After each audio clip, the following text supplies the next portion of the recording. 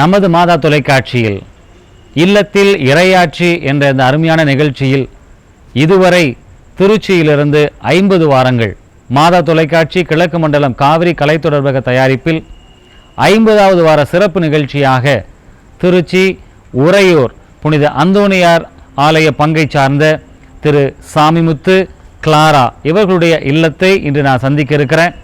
50வது வார இந்த சிறப்பு நிகழ்ச்சியில் ஒரு கூட்டு குடும்பமாக ஏறக்குறைய 12-13 பேர் பங்கெடுக்கிறார்கள்.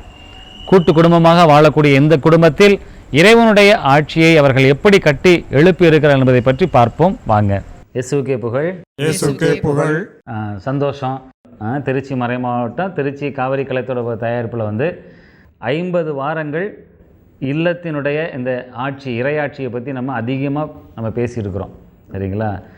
இந்த இல்லத்தில் இறையாட்சி அப்படிங்கிற நிகழ்ச்சி இதுவரை 50 வாரங்களை கடந்து வந்திருக்கும் பொழுது ஒரு சின்ன யோசனை. என்ன யோசனை அப்படின்னா, இதுவரைக்கும் குடும்பங்கள் எல்லாமே பல பங்குகளிலிருந்து சின்ன சின்ன குடும்பங்களாக, பெற்றோர் 2 பிள்ளைங்க இருப்பாங்க அதிகபட்சமாக, சில நேரங்களில் கணவன் மனைவி மட்டுமே தான் இருந்திருக்கிறாங்க.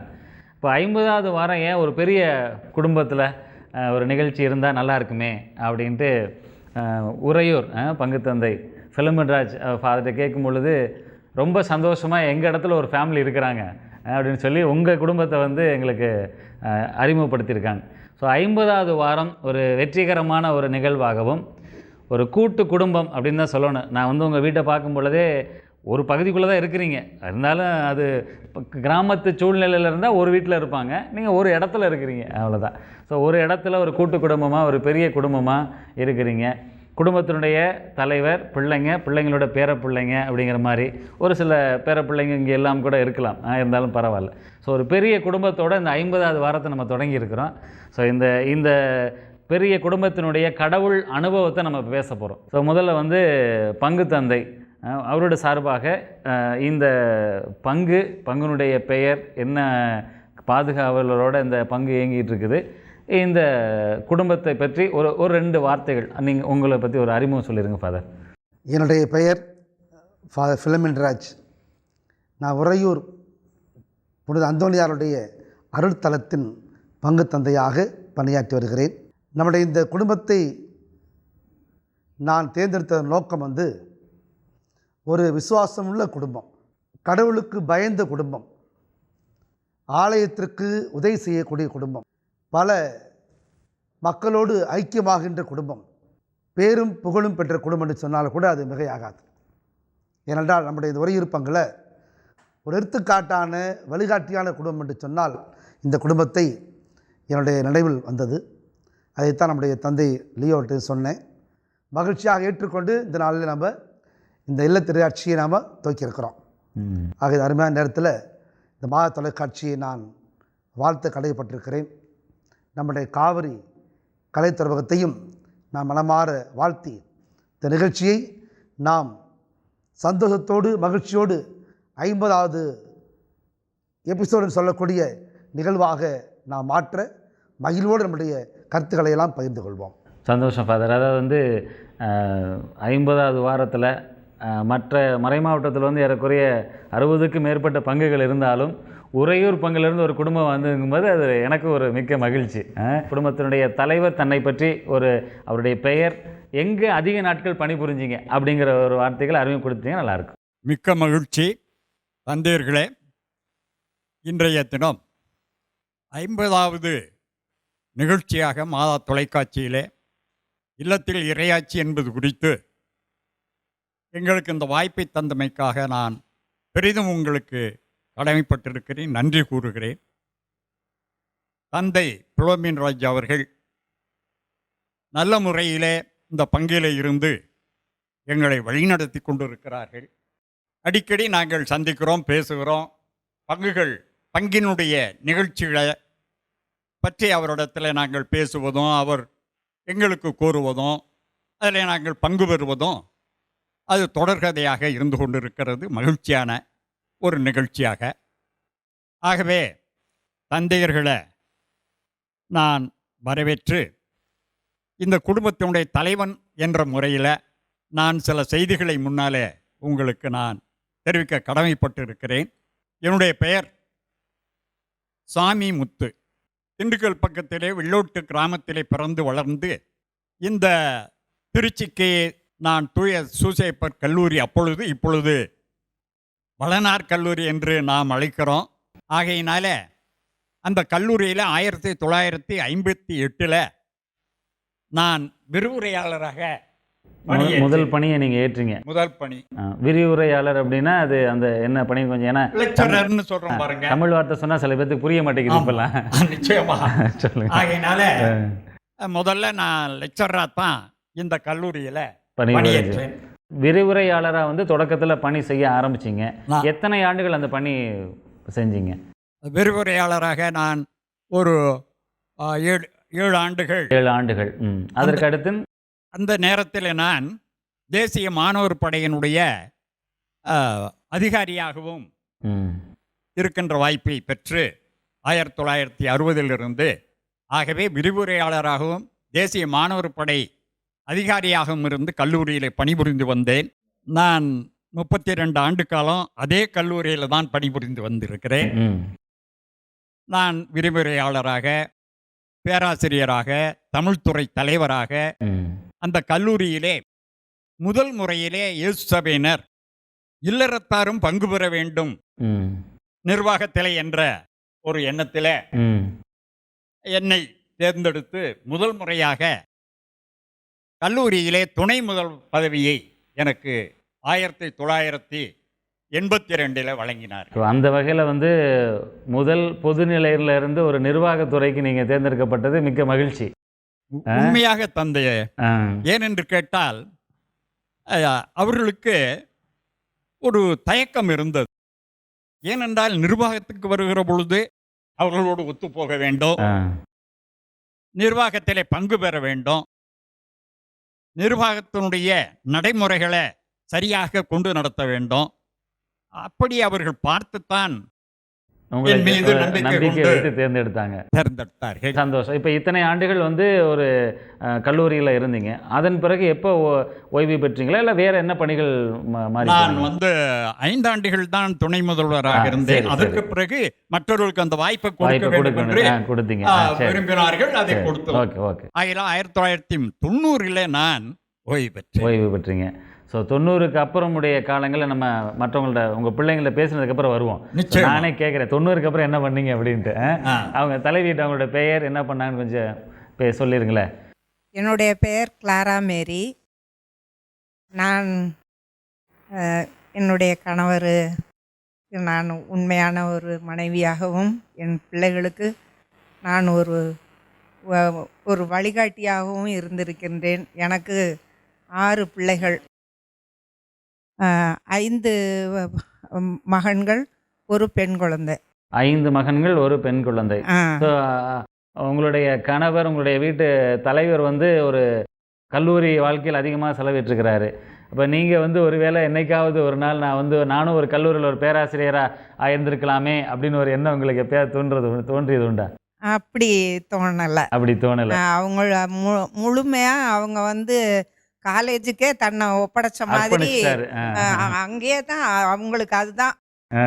சில சமயங்கள்ல என்கிட்டையும் சொல்லுவாங்கன்னா, பிள்ளைகளுக்கு உடம்பு சரியில்லை, கவனிக்கிறதுக்கு ஆள் இல்லை அப்படின்னு சொன்னாக்க சொல்லுவாங்க, எனக்கு அதுதான் முக்கியம் அப்படின்னுவாங்க. சரி, அதாவது கல்லூரி சம்மந்தப்பட்டதை நான் பார்த்துக்கிறேன், நீங்கள் குடும்ப சம்மந்தப்பட்டதை நீங்கள் பார்த்துக்க முழு பொறுப்பையும் எடுத்து என் பிள்ளைகளை நல்ல தெய்வ பக்தியில, முக்கியமா நான் தெய்வ பக்தியில தான் நான் அவங்கள வளர்த்தேன். சந்தோஷம். காலையில் 6 மணிக்கு எழுப்பி விட்டுருவேன், பூசைக்கு போயிட்டு வரணும் அப்படின்னு.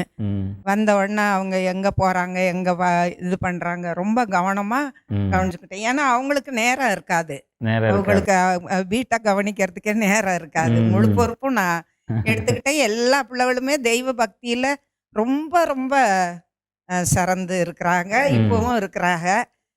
எனக்கு எப்படி இருக்கிறாங்க? பேர பிள்ளைகளும் ரொம்ப அறிவாளிக. எல்லாருமே என்ஜினியர் தான். எல்லாரும் ஒரு கட்டடம் கட்டியிருக்கீங்களா?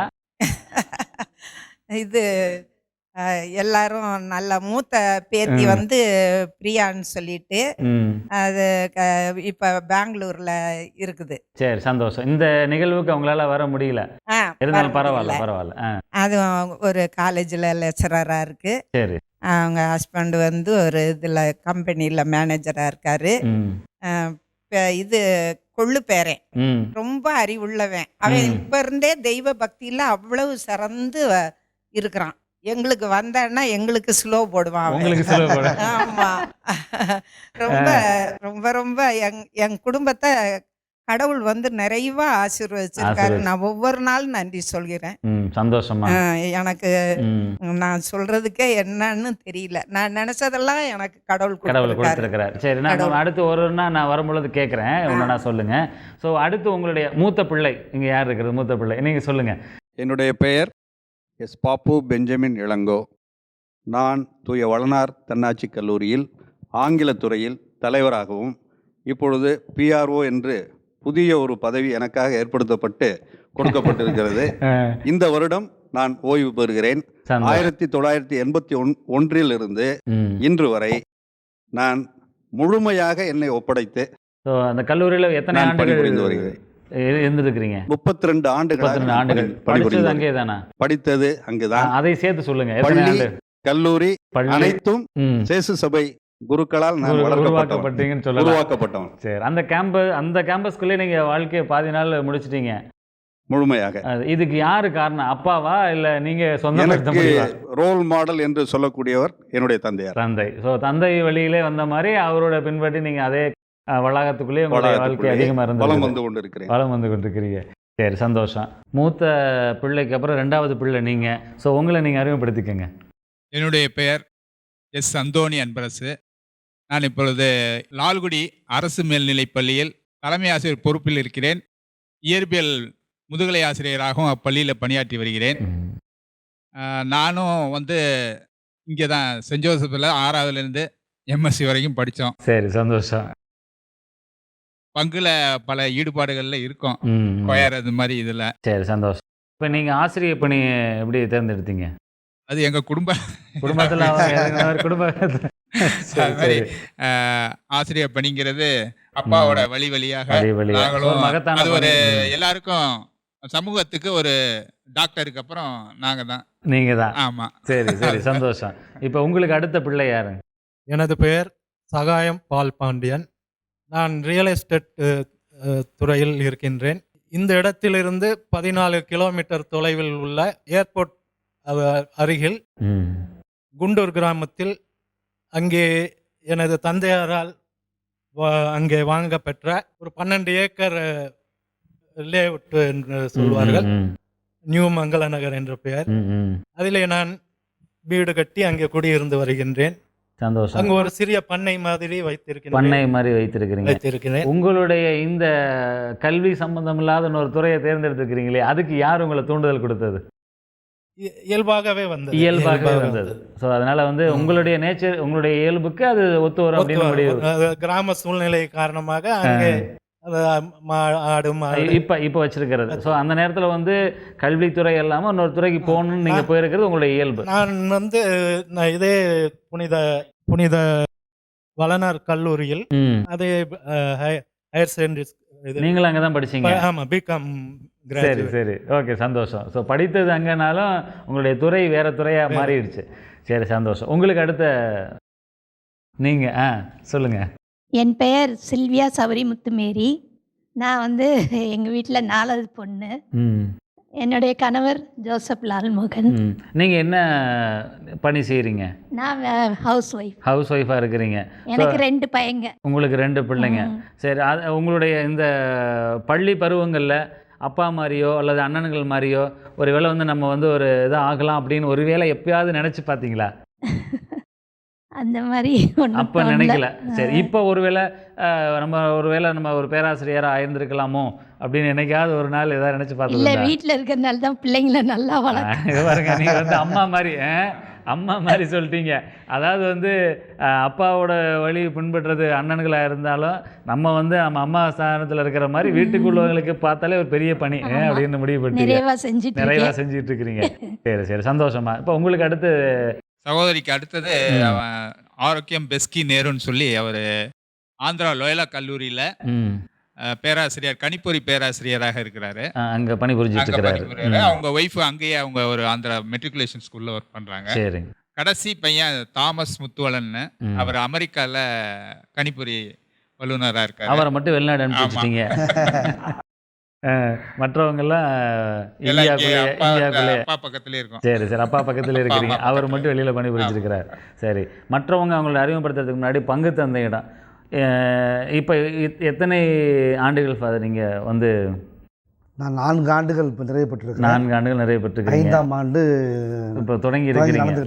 தொடங்கி நடந்து இப்போ பொதுவாகவே இப்போ குடும்பங்கள் இப்போ வந்து பெரிய குடும்பமாக அவங்க இருக்கிறாங்க. ஆமாம். ஸோ தலைவர்லேருந்து கிளை அப்படியே ஒவ்வொருத்தராக எடுத்தேன் அப்படின்னா ஸோ 6 பிள்ளைங்க அவங்களுடைய பிள்ளைங்களோட ஒரு பெரிய குடும்பமாக இருக்கிறாங்க. பொதுவாகவே வந்து இந்த விசுவாச வளர்ச்சியில் அல்லது வந்து இந்த பக்தி அம்மா சொன்னாங்களே அது மாதிரி ஒரு வளர்ச்சியை கொடுத்ததில் இன்றைக்கி எந்த ஒரு கூட்டு குடும்பமாக இருக்கக்கூடிய ஒரு நிலையா இல்லை ஒரு தனி சின்ன குடும்பமாக இருக்கிற நிலையில் எந்த குடும்பத்தில் அதிகமான ஒரு பக்தி உணர்வு அல்லது ஈடுபாடு அதிகமாக இருக்கிறத பார்க்குறீங்க சார்? ஒரு கூட்டு குடும்பத்தில் ஒரு அன்பையும் பாசத்தையும் நான் பார்க்குறீங்க.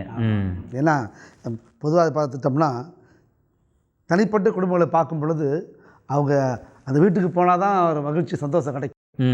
ஆனால் இந்த குடும்பத்தை பொறுத்தளவில் எல்லாம் அருகிலே இருந்து தந்தையோடு பல காரியங்களில் ஈடுபட்டு ஒரு விசுவாச வாழ்க்கை வாழ்ந்து கொண்டிருக்கிற குடும்பம் தான் அந்த குடும்பம். ஸோ அதனால் வந்து தனிப்பட்ட குடும்பங்களில் இல்லை நான் இன்னொரு கோணத்தில் அதை பார்க்குறேன் சார். எப்படின்னா கணவன் அவர் வேலைக்கு போயிடுவார், மனைவி ஒரு வேலை அவங்களும் வேலைக்கு போயிடுவாங்க, பிள்ளைங்க ஸ்கூலுக்கு போயிடுவாங்க, அவங்க சந்திக்கிற நேரமே குறைவாக இருக்குது. ஆனால் இங்கே அம்மா சொன்ன மாதிரி ஒருத்தர் பள்ளிக்கூடம் அல்லது வந்து கல்லூரி இதுக்கு போனாலும் வீட்டில் உள்ளவங்க ஒரு பாட்டியோ தாத்தாவோ அல்லது பெரியப்பாவோ சித்தப்பாவோ அல்லது பெரியம்மாவோ அந்த வீட்டில் யாரோ ஒருத்தர் அவங்கள பார்த்துக்கிறதுக்கும் கோயிலுக்கு கூட்டிகிட்டு போகிறதுக்கும் ஒரு வேளை வாய்ப்புகள் அதிகமாக இருக்கும் அப்படின்ட்டு நான் நினைக்கிறேன். ஸோ அந்த ஒரு வகையிலையும் கூட்டு குடும்பமாக இருக்கக்கூடிய ஒரு நிலை வந்து அதிக விசுவாசத்தை வளர்த்தெடுக்க அப்படின்ட்டு. எப்படி ஒரு பறவைகள் வந்து காலையில் இறைதர போயிட்டு நைட்டெல்லாம் வந்து தன்னுடைய கூடுகளை வந்து சேருதோ அதே போல் நம்மளுடைய இந்த குடும்பத்தை பொறுத்தளவில் எல்லாருமே இரவு நேரங்களில்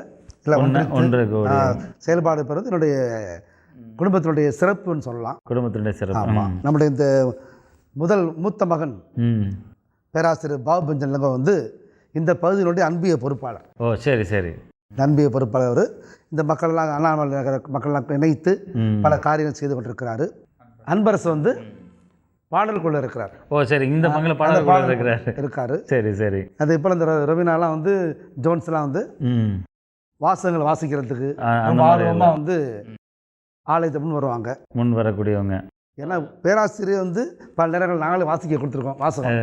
அவங்களும் அந்த வயதை பார்க்காம மேடையில் ஏறி வாசகம் வாசிப்பது வந்து எல்லாருக்குமே ஒரு எடுத்துக்காட்டு. அதாவது சில நேரங்களில் படித்தவங்க வந்து மேடை பேச்சோட நின்றுவாங்க, பங்குகள் அந்த மாதிரி காரியங்கள் ஈடுபடாம கூட யோசிப்பாங்க, ஈடுபாடு இல்லைங்கிறதோட யோசிப்பாங்க. ஆனால் வந்து படித்தவர்கள் வந்து இந்த மாதிரி இருக்கக்கூடியவங்களே வாசிக்கும் பொழுது மற்றவங்களுக்கு ஒரு ஊக்கமாக இருக்கிறது. சரி, சந்தோஷம் ஃபாதர். இப்போ 6 பிள்ளைங்களை பெரிய குடும்பத்தினால அறிமுகப்படுத்தணும். அவங்களுடைய பிள்ளைங்க என்ன அறிமுகமாகாதவங்க இருக்கிறீங்க, ஸோ அவங்களுடைய என்ன உறவில் இருக்கிறாங்கன்னு சொல்லிட்டு நல்லாயிருக்கும்.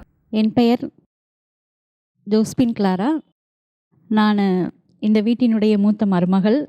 நான் ஆபர்ட் மார்சல் மேல்நிலைப் பள்ளியில் உதவி தலைமை ஆசிரியராக பணிபுரிந்து வந்தேன். சந்தோஷம். நீங்களும் வந்து ஒரு பள்ளி சம்மந்தப்பட்ட ஒரு கல்வி சம்மந்தப்பட்ட துறையில் தான் இருக்கிறீங்க.